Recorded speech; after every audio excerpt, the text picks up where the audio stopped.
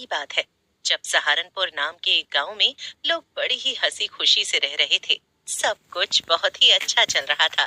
एक दिन भरी दोपहरी में गांव के सभी बच्चे कुएं के पास खेल रहे थे। खेलते खेलते उनको शाम हो गई थी। तभी राजू बोला, अरे देखो, शाम हो गई है। चलो अब घर चलते हैं, वरना माँ गुस्सा करेगी। तेरी माँ गुस्सा करेगी तो तू जाना, अभी तो हम और खेलेंगे। अरे पर राजू ठीक बोल रहा है, अभी थोड़ी देर में अंधेरा हो जाएगा। चलो चलो घर चलते हैं। नहीं नहीं, मैं अभी नहीं जाने वाला, तुम सब जाओ। मोहन किसी की एक नहीं सुनता और अकेले ही कुएं के पास खेलने लगता है। जब सभी बच्चे वहां से चले जाते हैं तो मोहन को दूर खेतों में दो रोशनी दिखाई देती है, जैसे वो किसी की चमकती हुई आंखें हों। मोहन उस रोशनी को देखने के लिए आगे बढ़ता है, पर जैसे जैसे वो आगे जाता है वो दो चमकती हुई रोशनी और आगे बढ़ जाती है। ऐसे करते करते मोहन काफी आगे निकल जाता है और फिर जाकर वो उस रोशनी तक पहुंच पाता है। इतनी तेज रोशनी आखिर है किस चीज की? मोहन के इतना बोलते ही सामने से एक आदमखोर चुड़ैल का हाथ बाहर आता है। मोहन जोर जोर से चिल्लाने लगता है, पर दूर दूर तक उसकी आवाज कोई नहीं सुनता।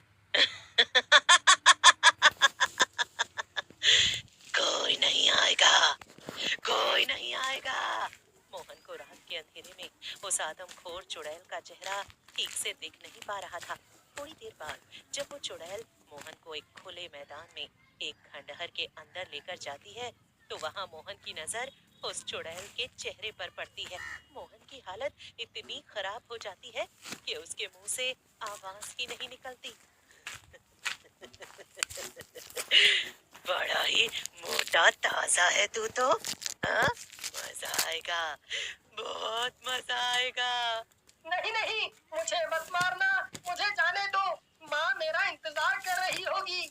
सब आएंगे, एक एक करके सब आएंगे, सबको खाऊंगी। बड़ा मजा आएगा। और कोने में जाकर बैठ जाती है। ये चुड़ैल क्या कर रही है? इस पत्थर को क्यों रगड़ रही है? मैं यहाँ से कैसे निकलूं? ये क्या करेगी मेरे साथ? इधर मोहन उस आदमखोर चुड़ैल के चंगुल में फंसा होता है और उधर उसके माँ बाप उसे ढूंढ ढूंढ कर पागल हो रहे होते हैं। मोहन सुबह से घर से निकला है, देखो ना कितनी रात हो गई है, पर वो घर नहीं लौटा।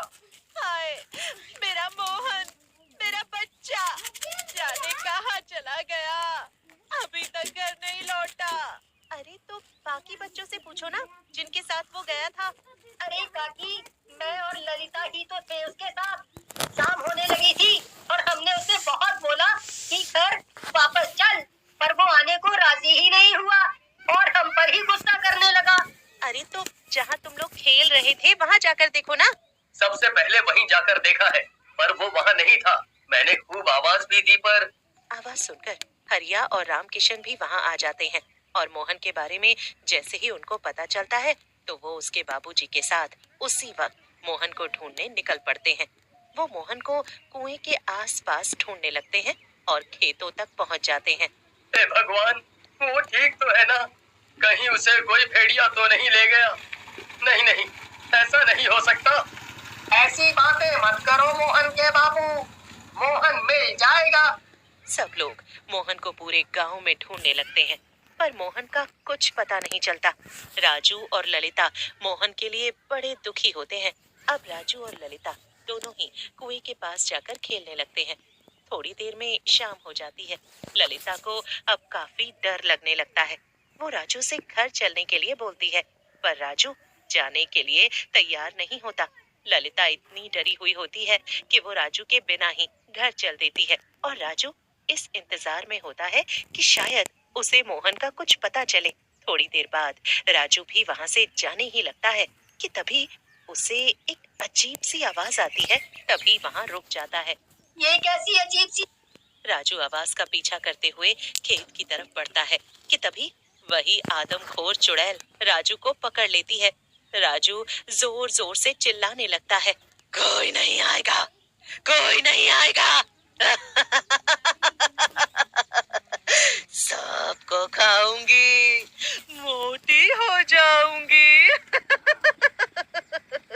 ललिता अभी कुछ ही दूरी पर होती है, जो राजू के चिल्लाने की आवाज सुनकर दौड़ी चली आती है। जैसे ही ललिता कुएं के पास पहुंचती है, तो उसे खेतों में जाती वो चुड़ैल दिखती है, जो राजू को घसीटते हुए ले जा रही होती है, और राजू मदद के लिए पुकार रहा होता है। ललिता जल्दी से भागती है और गांव वालों को इकट्ठा कर लेती है। मैंने उसे अपनी आंखों के सामने देखा, राजू को भी ले गई वो। हाँ, अंधेरे में शक्ल ठीक से नहीं दिखी। अरे वही चुड़ैल जो कल मोहन को ले गई, आज वो राजू को घसीटते हुए लेकर गई है। ललिता सबको पूरी बात बताती है।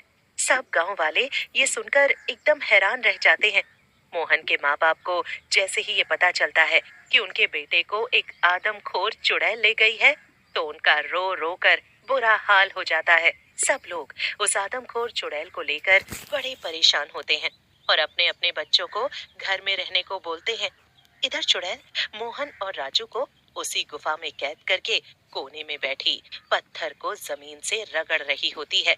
मैंने तुझे बोला था ना कि घर चल, पर तू नहीं माना। अब देख क्या हो गया। ये आदमखोर चुड़ैल हमको छोड़ने वाली नहीं है।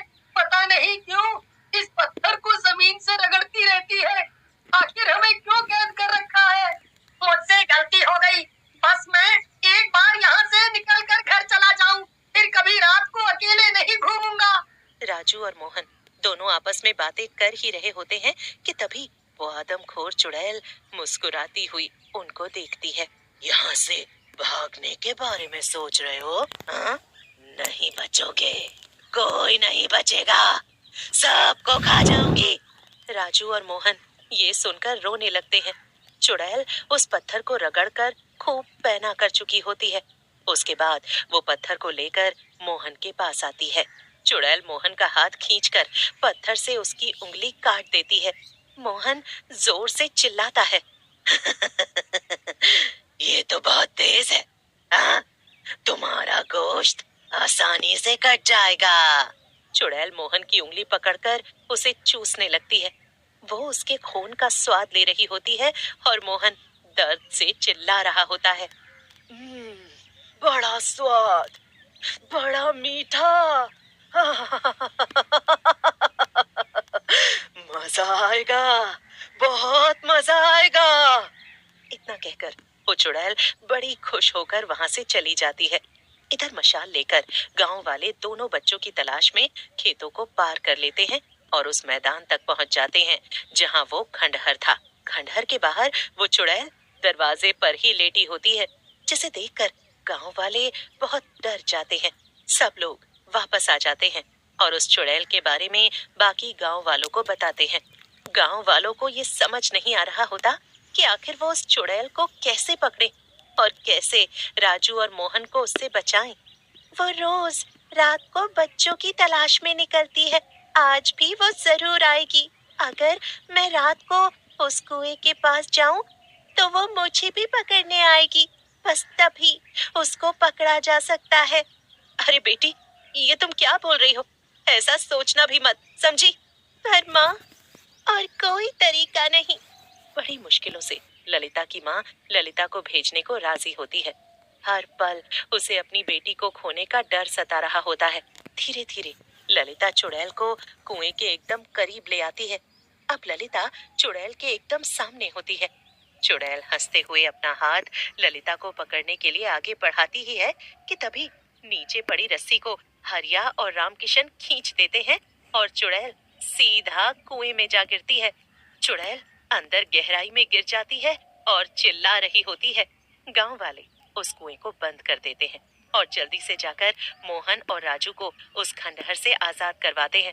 दोनों बच्चे खुशी से पागल हो जाते हैं और मोहन को एक अच्छा सबक मिलता है। उसके बाद कोई